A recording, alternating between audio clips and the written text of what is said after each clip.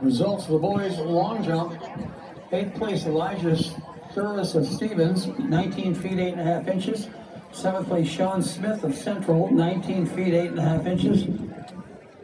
6th place, Alexander Stockman, Hill City, 19 feet 10 3/4 inches. 5th place, Henry Hill, Rapid City Central, 19 feet 11 inches.